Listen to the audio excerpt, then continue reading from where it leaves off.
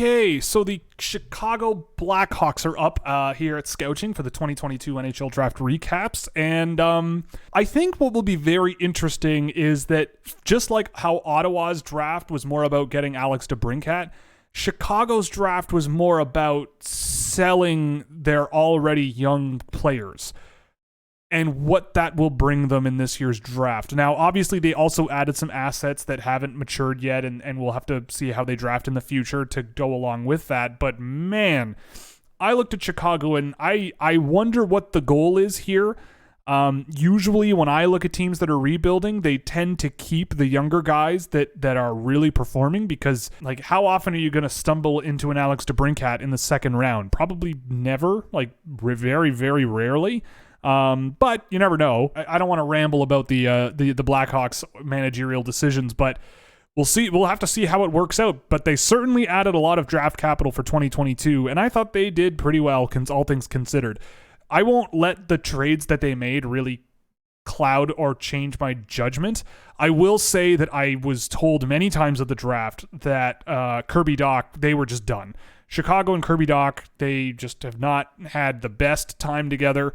And I think they just wanted a clean break and a clean sweep, and Montreal thinks they can give him that with Martin St. Louis. So, if they needed to get rid of him, if they felt they needed to, then they got quite a bit to do so. They made a couple of moves to make it work, but I kind of liked what they ended up with in terms of that. But we'll get right into it. Kevin Korchinski at 7. I had him ranked at 20. I had him ranked a little higher most of the year, and just over the course of the year, he kind of got bumped down and down and down. But you know what? If you want an offensive puck carrier, 7th overall, Korchinski was perfectly reasonable. The guy he always has reminded me of is Jake Gardner. You know, a guy where defensively he's big and got some skill, but you always want to see more defensively, and you just don't. So with Korchinski, I feel like you're going to get more of that. Just a guy where he's a really good, skilled offensive guy. He can make plays in the offensive zone, drive transitions through the neutral zone pretty well, especially when he's carrying pucks himself. Passing work is a bit questionable. His vision is iffy, I would say, but you know, he tries things like bank passes off the walls that just miss a lot and just maybe need a bit of tweaking here and there, or just more practice. But I like Korchinski. It's to me not the direction I would have gone at 7, but I think he's one of the better offensive defensemen available in this year's draft. Frank Nazar at 13. I've been saying it like Pete Krupski all year, and apparently that's not right. Frank Nazar. Oh my God. I had him ranked at 11th, and picking up 13, I thought was great value, even though it was only 2 slots away. I think Frank Nazar. I think Frank has a lot of really interesting potential.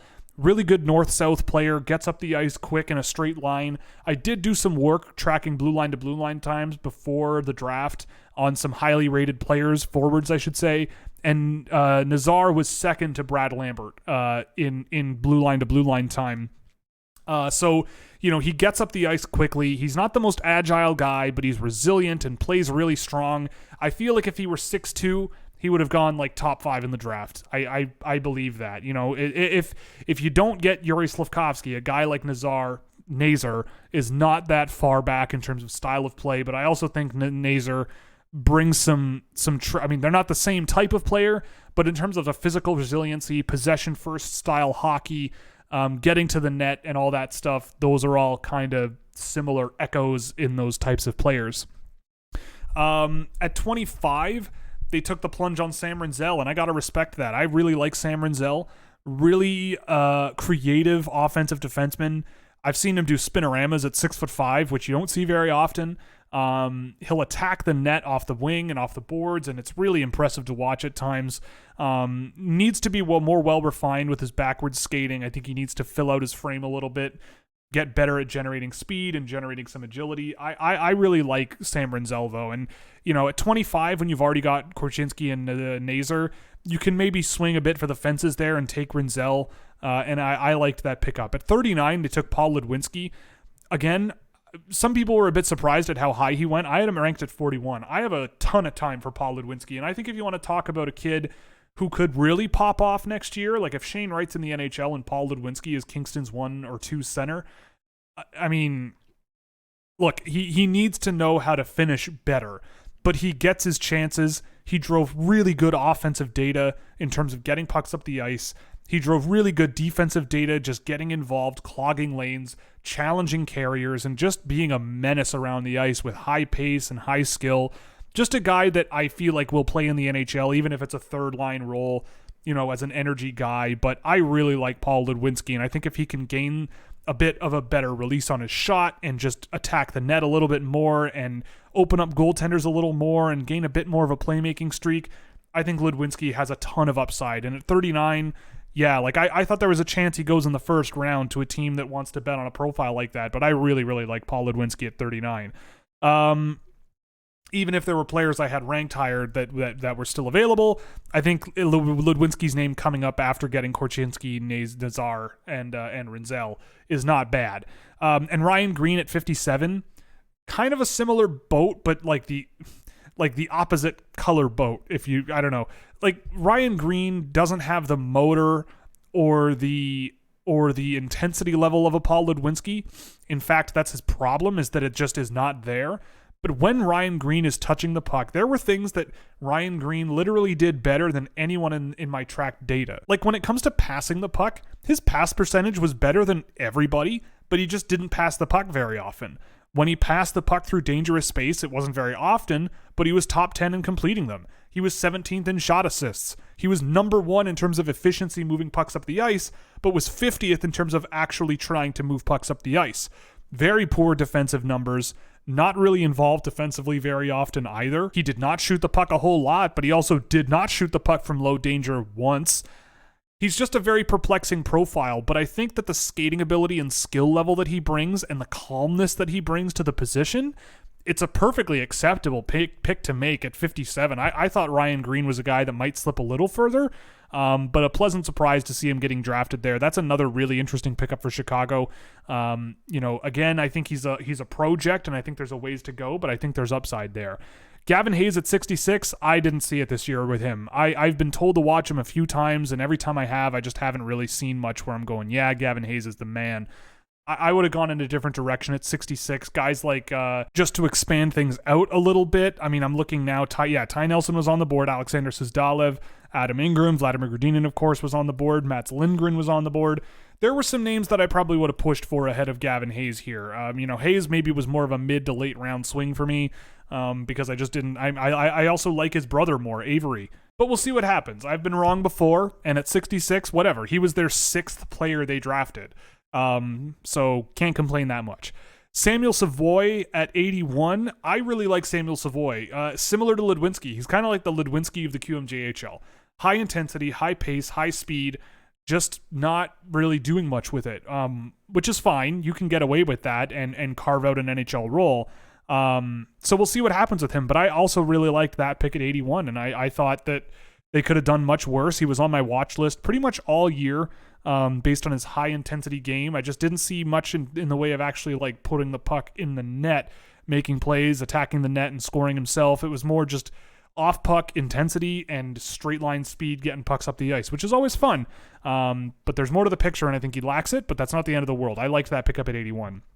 Aiden Thompson at 90. Like, usually I'm not a fan of drafting 20-year-olds out of the USHL, but I actually liked Aiden Thompson quite a bit while watching Michael Mastrodomenico this year.